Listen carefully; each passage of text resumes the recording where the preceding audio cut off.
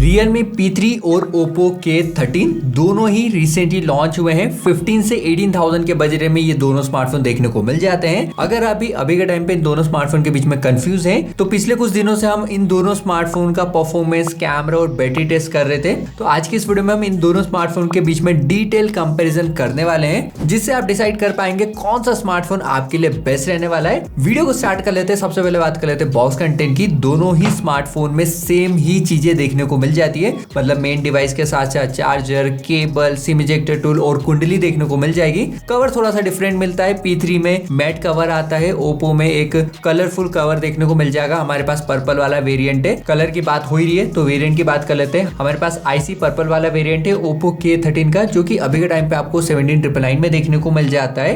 पर bank offer अभी के टाइम पे अवेलेबल नहीं है। जब हमने परचेस किया था 16,999 में हमें मिला है। और इसका जो बेस वेरिएंट है 8GB रैम प्लस 128GB रोम के साथ आता है। वहीं दूसरी तरफ जो Realme P3 है, ये स्पेस सिल्वर वाला कलर है हमारे पास, जो कि गेमिंग वाइब के साथ देखने को मिल जाएगा। 6 प्लस 128GB वाला वेरिएंट है। और जो प्राइसिंग है अभी 15,999 चल रही है। बैंक ऑफर लगा के आपको 14,999 में ये स्मार्टफोन पड़ने वाला है। इनबॉक्स कंटेंट की बात हो गई। सबसे पहले बात कर लेते हैं इन हैंड फील की। तो जैसे ही स्मार्टफोन आते हैं, सबसे पहला जो डिफरेंस पता चलता है ना, वो है दोनों का इन हैंड फील का। P3 की साइड्स थोड़ी सी एजी होने की वजह से इन हैंड थोड़ा सा ये चुभता है, और जो K13 है, इसकी साइड थोड़ी सी कर्व होने की वजह से इन हैंड अच्छा फील होता है। पर उसके साथ साथ यहाँ पर जो वेट है वो 208 ग्राम का मिल जाएगा और 8.4 mm की थिकनेस है, जिसकी वजह से इन हैंड थोड़ा सा आपको मोटा और भारी फील हो सकता है। वहीं दूसरी तरफ जो P3 है, इसका वेट सिर्फ 194 ग्राम मिलता है, 8 mm की थिकनेस मिलती है, तो स्लाइटली ये स्लीमर आपको देखने को मिलने वाला है। वैसे तो दोनों स्मार्टफोन पॉलीकार्बोनेट साइड्स और बैक के साथ आते हैं, पर P3 का जो बैक है थोड़ा सा गेमिंग लुक के साथ आपको देखने को मिल जाएगा, गेमिंग वाइब के साथ आता है। साइड में जो बटन देखने को मिलता है ना, पावर बटन, वो भी आपको ऑरेंज कलर का देखने को मिलेगा।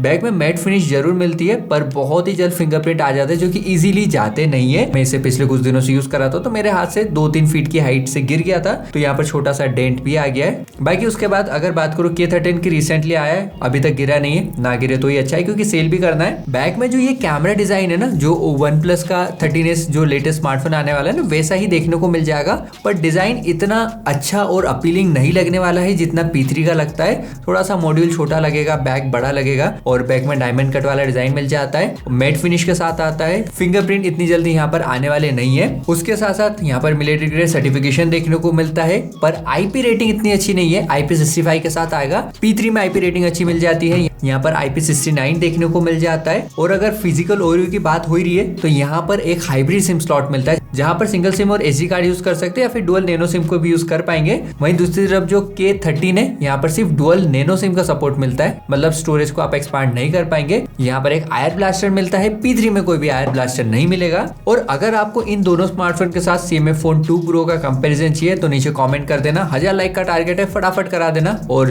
इन दोनों स्मार्टफोन के साथ उस स्मार्टफोन का कंपैरिजन वीडियो लेके आ जाएंगे। दोनों स्मार्टफोन में फ्रंट में 6.67 इंचेस की AMOLED डिस्प्ले देखने को मिल जाती है, 120Hz का रिफ्रेश रेट देखने को मिलता है। बेजल्स की बात करो तो दोनों स्मार्टफोन में बेजल्स ऑलमोस्ट सेम ही देखने को मिलते हैं। दोनों स्मार्टफोन फ्लैट डिस्प्ले के साथ आते हैं। साइड बाय साइड कंपेयर करने पे जो Realme P3 की डिस्प्ले है ना, वो स्लाइटली येलो साइड देखने को मिलती है। मुझे लगा डिस्प्ले सेटिंग में कुछ हो, पर डिस्प्ले सेटिंग में नेचुरल मोड पे टेम्परेचर भी डिफॉल्ट पे जो डिस्प्ले का टेम्परेचर है वो थोड़ा सा येलो लगता है। K13 की डिस्प्ले थोड़ी सी कूलर टोन में देखने को मिलती है। यहाँ पर K13 में 1200 निट्स तक की पीक ब्राइटनेस मिलती है, और जो Realme है यहाँ पर 2000 निट्स तक की पीक ब्राइटनेस देखने को मिल जाएगी। P3 में ब्राइटनेस तो ज्यादा ही है। उसके साथ साथ YouTube में 4K HDR का सपोर्ट भी देखने को मिलता है, जो कि अभी के टाइम पे Oppo K13 में देखने को नहीं मिलता है। अगर आप HDR वीडियो को चलाते हैं तो वो नॉर्मल 4K वीडियो में प्ले होती है। साइड बाय साइड वीडियो की क्वालिटी की बात करूँ तो जो P3 की डिस्प्ले थोड़ी सी ब्राइटर फील होने वाली है। उसके साथ साथ जो कलर आउटपुट है वो Realme का थोड़ा सा बेटर लगता है। यहाँ पर कॉन्ट्रास्ट पार्ट अच्छे से देखने को मिलता है, ब्लैक को अच्छे से हैंडल किया है। और Oppo की डिस्प्ले थोड़ी सी ब्राइटर फील होती है, थोड़ी सी वाइटर साइड फील होती है। पर P3 की डिस्प्ले HDR में येलो हो जाती है। देखो दोनों स्मार्टफोन ऑलमोस्ट सेम ही ब्रांड की तरफ से आते हैं। Realme Oppo का ही एक सब ब्रांड है, तो यहाँ पर आपको बहुत सारी चीजें सेम लग सकती है। यहाँ पर इन डिस्प्ले फिंगरप्रिंट स्कैनर मिल जाता है दोनों स्मार्टफोन में। फिंगरप्रिंट प्लेसमेंट नीचे की साइड है। दोनों ही इक्वली गुड वर्क करते हैं, कोई भी दिक्कत नहीं आती है। हेप्टिक्स की बात करो तो दोनों स्मार्टफोन में नॉर्मल से हेप्टिक्स देखने को मिल जाएंगे। अभी बात कर लेते हैं परफॉर्मेंस की, तो दोनों स्मार्टफोन में 6 Gen 4 वाला प्रोसेसर देखने को मिलता है, जो कि लेटेस्ट प्रोसेसर है। हमने यहाँ पर एंथुसियास्ट टेस्ट करके देखा था मल्टीपल टाइम, टाइम, जहां पर जो P3 का स्कोर है वो पहले 6,72,000 आ रहा था, पर GT मोड भी देखने को मिलता है Realme में, जिसे ऑन करने के बाद जो स्कोर निकल के आया वो 7,12,000 था। यहाँ पर भी हाई परफॉर्मेंस मोड को ऑन करने के बाद जो स्कोर निकल के आया वो 7,37,000 के आसपास थे। परफॉर्मेंस की बात थोड़ी देर में करते हैं, सबसे पहले बैटरी की बात कर लेते हैं। P3 में देखो 6000 mAh की बैटरी मिलती है और 45 वोल्ट का चार्जिंग अडाप्टर देखने को मिल जाएगा। चार्जिंग सपोर्ट भी 45 वोल्ट का ही है। K13 में 7000 mAh की बैटरी देखने को मिलती है, जो कि 80 वोल्ट की चार्जिंग स्पीड के साथ आता है। चार्जिंग की बात करूं, K13 विनर है, जिसे ऑलमोस्ट 1 घंटे के आसपास का टाइम लग जाता है फुल्ली चार्ज होने में 0 से 100%। P3 को 1 घंटे 20 से 30 मिनट के आसपास का टाइम लगता है। हमने स्मार्टफोन का कंप्लीट बैटरी डेंट टेस्ट चैनल पे अपलोड किया है, आप उसे जाकर भी चेकआउट कर सकते हैं। बाकी अभी अगर बात करें परफॉर्मेंस की, Realme P3 में 90 fps का सपोर्ट देखने को मिल जाता है, पर K13 में आपको BGMI में स्मूथ सेटिंग पे 60 fps का सपोर्ट देखने को मिलने वाला है। वैसे जो Realme P3 है ना, ये आपको स्टेबल 90 fps तो निकाल के नहीं देगा, मतलब वही 75, 80, 85 के आसपास FPS मिलने वाले हैं, पर K13 से तो बेटर ही है। उसके साथ साथ यहाँ पर GT मोड भी देखने को मिल जाता है। K13 में कोई भी GT मोड नहीं है,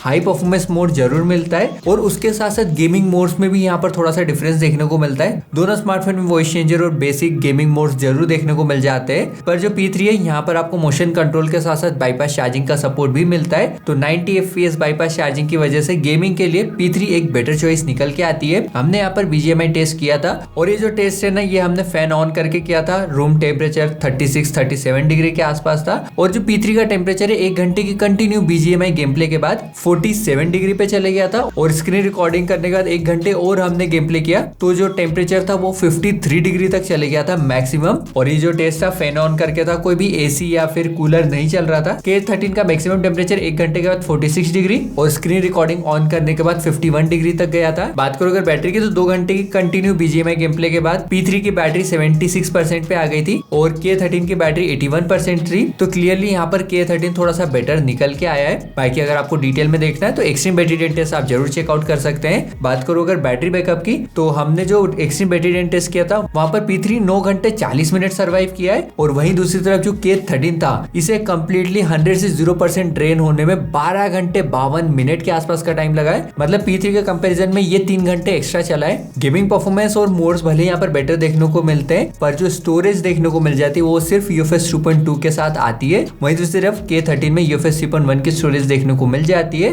परफॉर्मेंस को बेटर समझने के लिए हमने यहाँ पर side by side app open करके देखा था।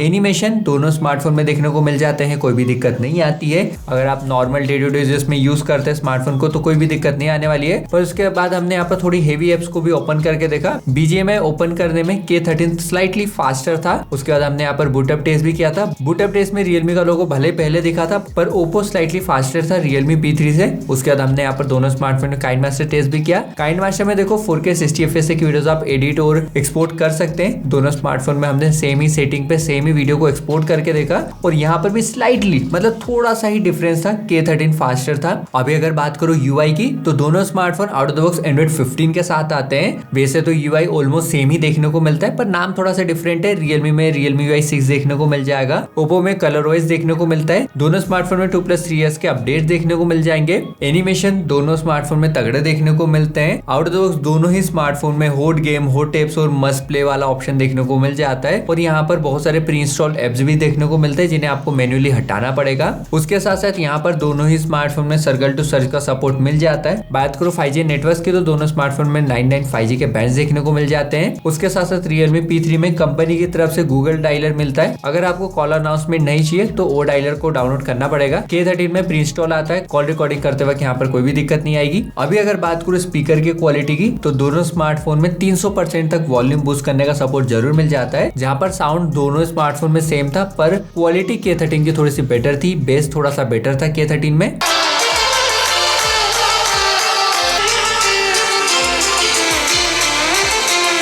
स्पीकर में देखो स्लाइटली K13 थोड़ा सा बेटर निकल के आता है। अभी अगर बात करूँ कैमरे की, तो कैमरा सेटअप दोनों स्मार्टफोन में बिल्कुल सेम ही मिलता है। 50+2 मेगापिक्सल का बैक में कैमरा है, फ्रंट में 16 मेगापिक्सल का सेल्फी जीरो मिल जाता है। और अगर बात करूँ कैमरे की क्वालिटी की, तो देखो P3 की जो क्वालिटी निकल के आती है ना, वो थोड़ी सी पंची, सेचुरेटेड और बूस्टेड कलर जैसी देखने को मिलती है। दूसरी तरफ जो K13 है थोड़ा सा डार्कर देखने को मिलेगा, कॉन्ट्रास्ट ज्यादा रहता है, पर जो कलर है वो थोड़ा नेचुरल साइड रहता है। और जो P3 की फोटोज है उसमें आपको थोड़ा सा वाइटिश या फिर कूलर टोन देखने को मिल जाएगा और शेडो पार्ट भी मतलब इतना ज्यादा डार्क देखने को नहीं मिलता है। तो लो लाइट में K13 नो डाउट बेटर देखने को मिलता है, जिसने शेडो पार्ट कलर को बहुत ही अच्छे से हैंडल किया है और नेचुरल रखने की कोशिश करी है। P3 जो नेचुरल कलर है उसे भी एकदम व्हाइट कर दे रहा था और कूलर टोन रेरी थी। बात करोगे सेल्फी फोटोज की, तो सेल्फी फोटोज में P3 मुझे थोड़ा सा बेटर एक्सपोज लगा है। थोड़ी सी फोटोज व्हाइटिश जरूर रहती है पर अच्छी देखने को मिलती है। K13 की फोटोज यहाँ पर भी थोड़ी डार्कर देखने को मिली है, कॉन्ट्रास्टी देखने को मिली है और सेचुरेटेड रहती है और कलर टोन थोड़ा सा येलो साइड में रहता है।